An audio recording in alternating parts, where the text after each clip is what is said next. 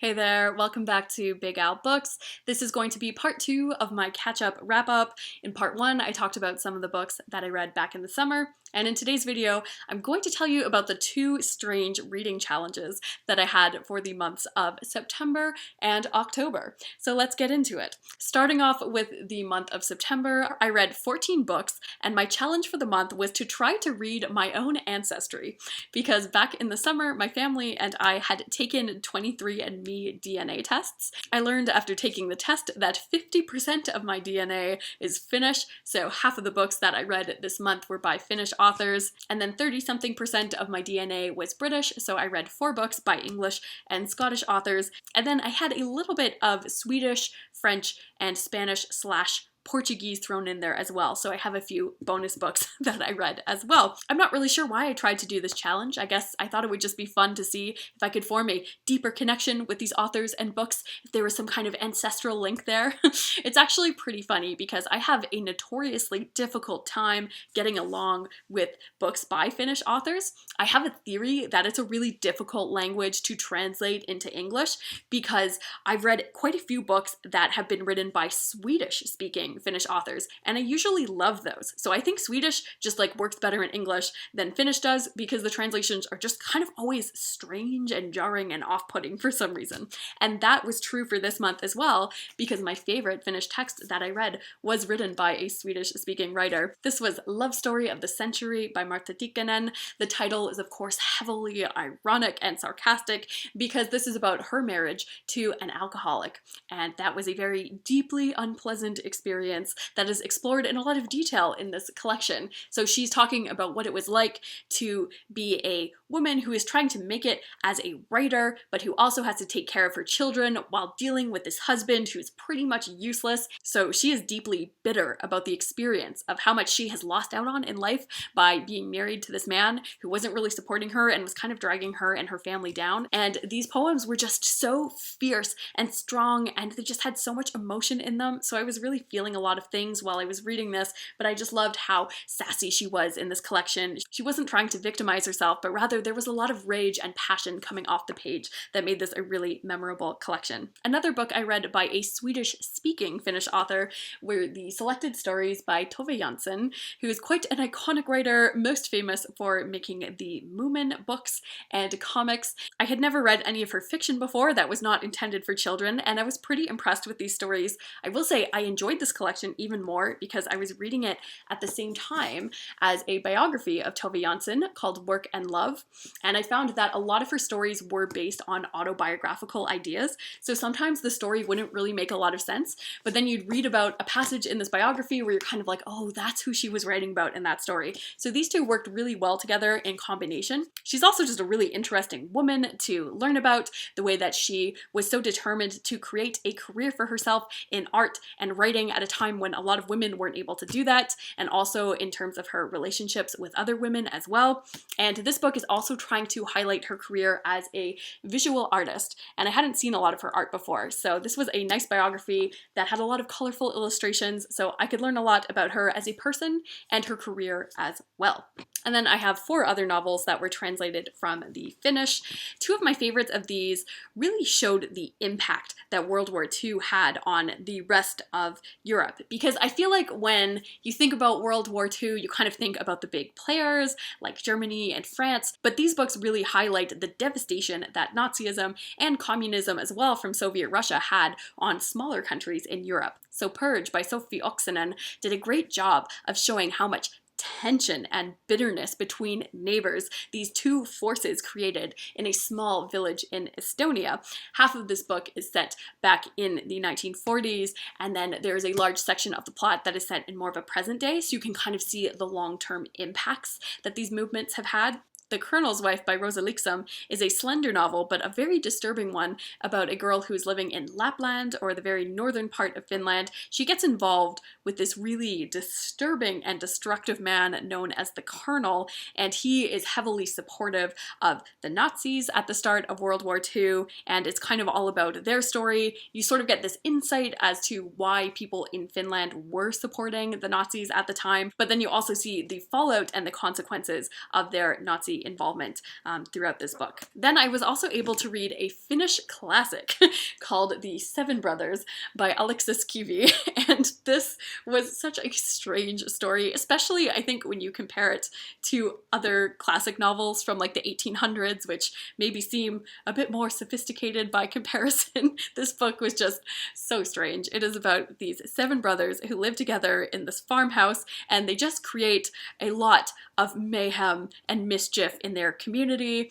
They're always in trouble with the priest because they refuse to learn how to read, and then they're always getting in trouble with their hunting and getting in fights with their neighbors, and they're just a really chaotic band of seven. They also end up losing their farm entirely after their sauna catches fire, which I feel like was the most Finnish tragic plot twist ever. So it's kind of about their adventures, finding a new place to live, and really trying to make good of themselves. So this was just a chaotic and weird novel, but I will say, like, it made me laugh out loud a lot because these brothers were just such strange guys. You can see most of the novel is kind of written in verse, so it sort of reads a bit like more of a play as each brother is kind of sharing their own ideas about what's happening to them. So it's not a great novel by any means, but I certainly had a lot of fun learning about this part of Finland and just seeing the ridiculous adventures these boys were getting into.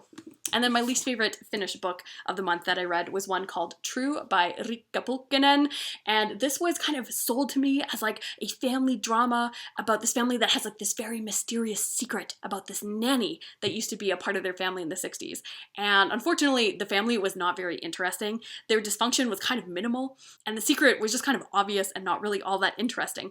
At this point, if I'm reading about a dysfunctional family, it needs to be seriously messed up, and this was kind of just more muted and plain by comparison. Then moving on to the 4 British novels that I read, most of my Scottish relatives are from Glasgow, so I was really pleased that my favorite read of the month was Shuggie Bain by Douglas Stewart, since this is set in Glasgow in the 1980s. This has since gone on to win the Booker Prize, and I know people have all sorts of different opinions on that and whether this was the right winner, but personally I was really happy to see it win because I loved this book. I thought it was kind of devastating in a lot of ways. It was just one of those really great reads that just sucks you into the story and really forces you to care about these characters, even though you know it's mostly going to be a string of sad and disappointing things that are happening to them. I still couldn't help it. I felt so much while I was reading this book. I think I personally had a really deep connection to it as well because I am a child of an alcoholic myself.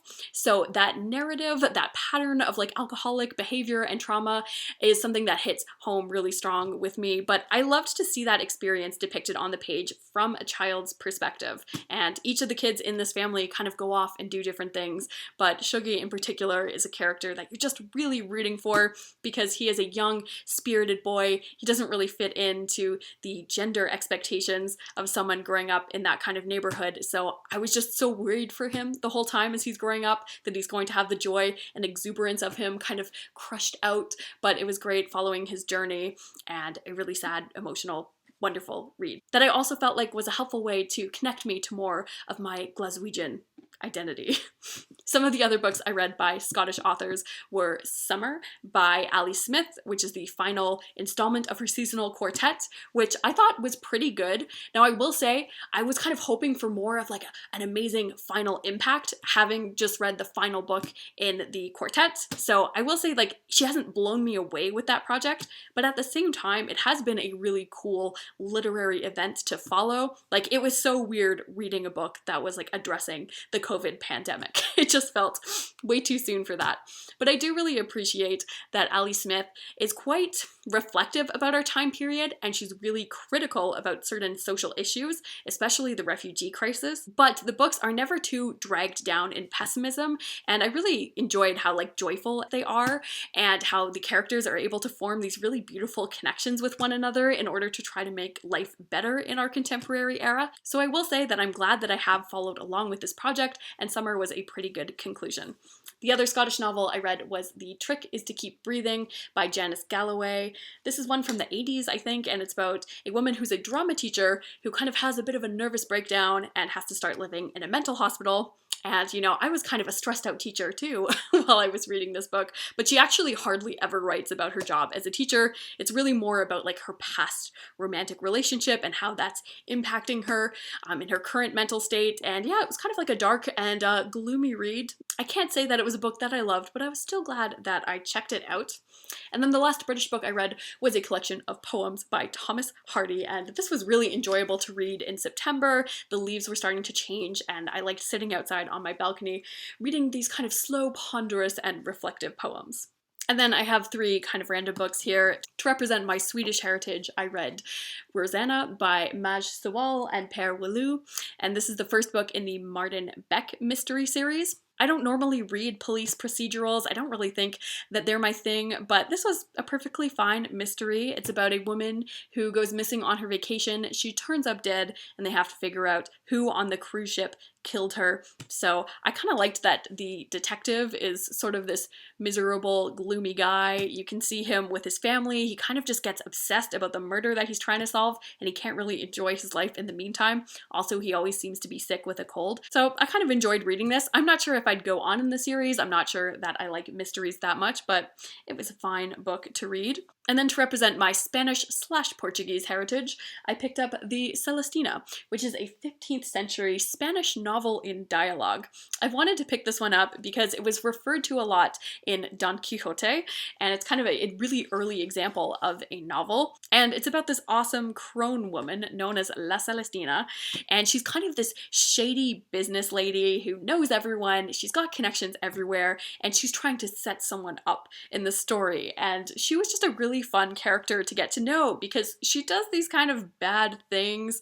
You know, she's a very morally gray character, but she has a lot of fun while she's doing it. And she just really enjoys her life. And I liked that for her. So this was a really fun classic to read. And then lastly, to represent my French heritage, I read Les Fleurs de Mal, or The Flowers of Evil, by Charles Baudelaire. I have this really nice bilingual edition, and I loved reading these poems in the original French. They're just so lush to speak, but they're just so dark and dramatic in subject. I really loved checking these poems out. Very intense, very perfect for those long fall evenings. Although, however, in a funny twist of things, I just today was checking up on my ancestry report, and it had actually changed from what it said back in September, and it actually turns out that I no longer have any French DNA showing up in my report. I have such a strong connection to French literature and the French language and country, so I was pretty shocked to see that that was gone, but I'm so glad that I thought that I was French back when I was reading this in September to check out Les Fleurs de Mal, and this is a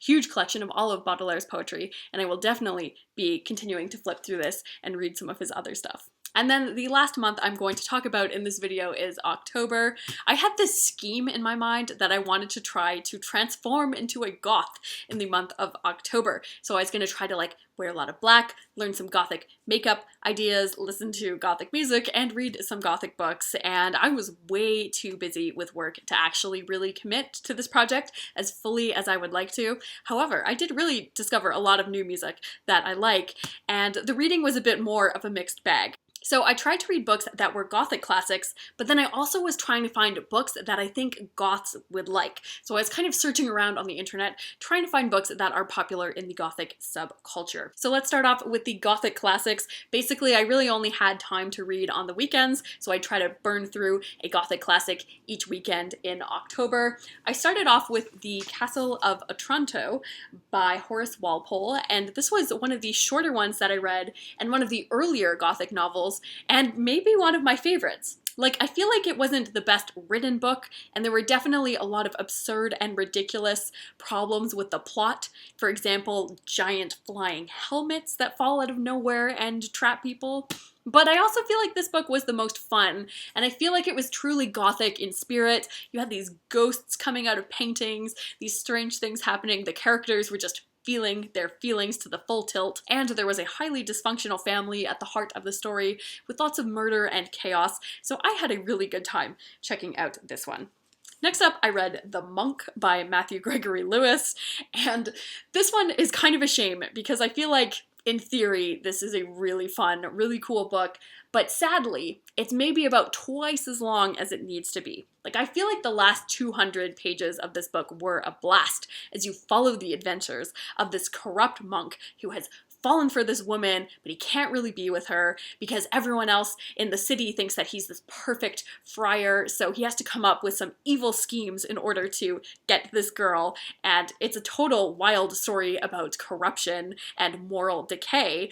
But the first half of this book is just so much introduction and telling all these stories about these superfluous characters, so it took a really long time to get into this one. But once it did get going, it was fantastic, and the final few pages where you find out what happens to this monk afterwards are truly intense in kind of a hilarious, ridiculous, but just like way over the top kind of way. So there are a lot of things that I loved about this book towards the end, but sadly you do have to slog through that slow beginning to get to all of that payoff. The same thing kind of goes with The Italian by Anne Radcliffe. Now this book felt quite similar in theme to The Monk, since it's both about these kind of like corrupt religious guys. I feel like The Monk pushes it further, so this one was more fun to me as a modern reader.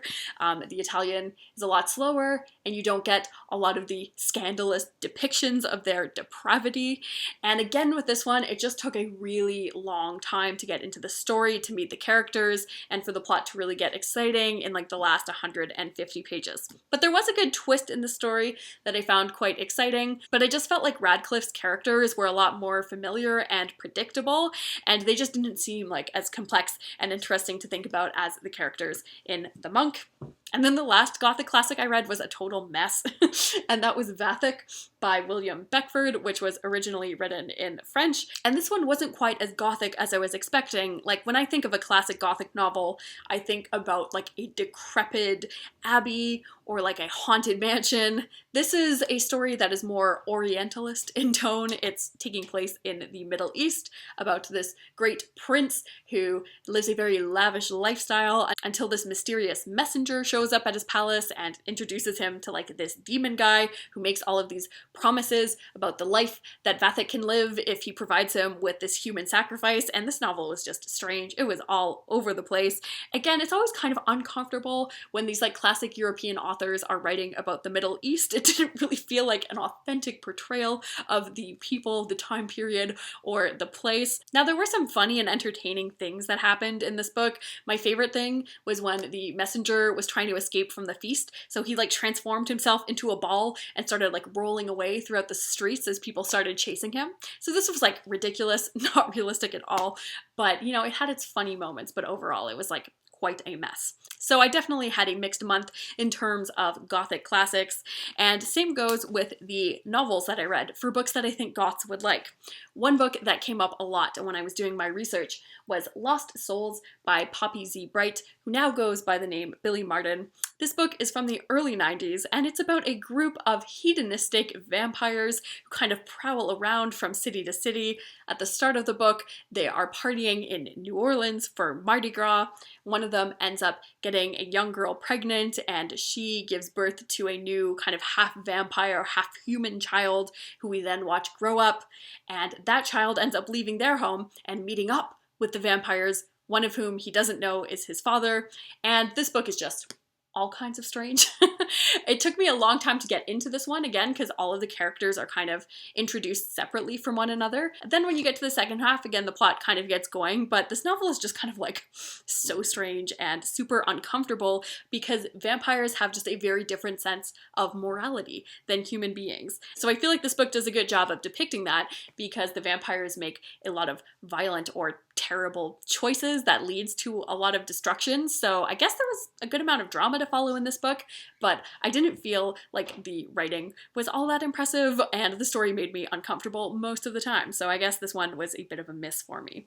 Same goes with Silk by Caitlin R. Kiernan. This is another book that I feel like is supposed to be a horror novel that's very mysterious, but just kind of ends up being an uncomfortable mess. I liked that this one was about alternative characters and the friendships and community that they build with one another, but I feel like this book really fell apart on a plot level as well as atmosphere. There's this character who kind of has a traumatic past and who also has like a psychic connection to spiders, and then mysterious accidents are happening involving spider webs and spiders, and it was just sort of a mess, and I didn't really care about the characters or what was going to happen to them or what really was happening, so I didn't really appreciate my foray into Gothic spider horror with Silk. One book that I did really enjoy, though, was the graphic novel The Crow by James O. Barr. The Crow, like the film, is definitely considered to be a goth classic, so I thought I'd check out the graphic novel that it is based on, and it is a really moody, gloomy book. Sadly, the author and illustrator lost his own girlfriend in a tragic accident that kind of inspired a lot of the pain that you see in the story, as the Crow is kind of this crime fighter who had lost his own girlfriend. She was killed in an untimely accident by these criminals, so he becomes the Crow, and he's just going to seek revenge. He's scouring around the city and trying to find the people who hurt his girlfriend, and he just becomes like a very strange figure. He's not really like a superhero in any sense of the word. He's just like this dark, mysterious figure that's also like super jacked and powerful. Like, he's able to beat up anyone, whoever he wants. Like, you're never worried about his personal safety. But what I really liked about him is he has these like really intense, gloomy catchphrases that he throws at people as he's killing them. So he was a fascinating character to watch. So this was kind of like a bleak and depressing read, but I thought it was kind of fun to have that gloomy take on the crime-fighting vigilante. So I was intrigued with this one, and I guess I will have to check out the movie now, having read the graphic novel. As for some non-Gothic books that I read in October, for Victober, I read a poetry collection this year. This was Goblin Market and Other Poems by Christina Rossetti. I gotta say, Goblin Market was a bit disappointing because I really like goblins. I think they're fantastic creatures, and I thought that this poem was gonna be darker and more disturbing than what it was.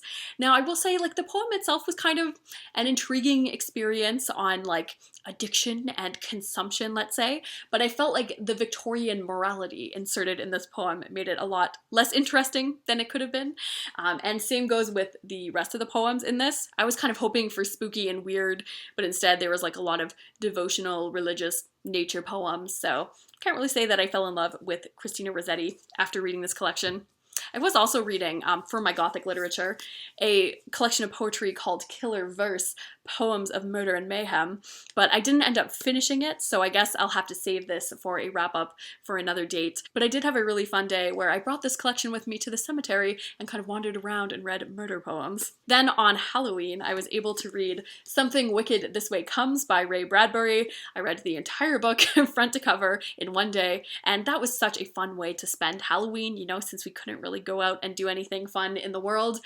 This was such a creepy story. I was looking forward to this one. I love the creepy carnival aesthetic, and this book did not let me down. But what I really love about Ray Bradbury is like his stories are really evocative and the imagery is really powerful and memorable, but I love how he's able to smoothly integrate these deeper thematic ideas. In particular, this book is exploring the possibilities of what it would be like if you could return to your youth, or if you never had to leave your youth and you could always live life at the height of your physical power. I loved that it was told from the perspective of these two children that are kind of right at that precipice of growing up and learning that the world is more complex than they imagine. I also loved the character of the father in here, what a hero. So this was a really fun story, especially to check out on Halloween. And my favorite read of the month actually didn't have anything to do with horror or Gothic literature, go figure, and that was an essay collection called Disparates. It was by Patrick Madden. I thought that I could squeeze it in to my October reading because it has gargoyles on the cover, even though there aren't really any essays in here that do address the topic of gargoyles. But this was just a really funny, irreverent collection of essays. Patrick Madden is a writer who just loves the form of the essay. He's clearly passionate about reading and teaching and sharing essays with people. He loves this form and what it can do, and all of the essays in here are kind of unconventional in structure. I love the experimental risks that he takes, however, they never really feel like they're too pretentious to actually enjoy. Rather, these are just like good stories, or they're just really funny experiments. There were two particular essays in this that really cracked me up. One of them was in the form of an eBay ad, and it was trying to sell a used bottle of water that a writer who spoke at a literary conference had been drinking out of. And then the second essay in here that I loved was responding to a comment that Jonathan Franzen made in one of his essays about how good writers never use comma and then in their writing. And basically the author had like commented on that article that that statement wasn't true, and like it's almost like this like made up beef with Jonathan Franzen and how grammar works, and it was very silly, but I loved a lot of the essays in this collection, and I will be checking out more Patrick Madden for sure in the future. So that is it for all the books that I read in September and October. Thanks so much for checking out these catch-up wrap-ups. I'm hoping to be back again soon with a November wrap-up. I feel like November was finally the month where I started to get my life back and to start to get my reading back on track, and I read a lot of great things then. So I'll see you again soon, and take care.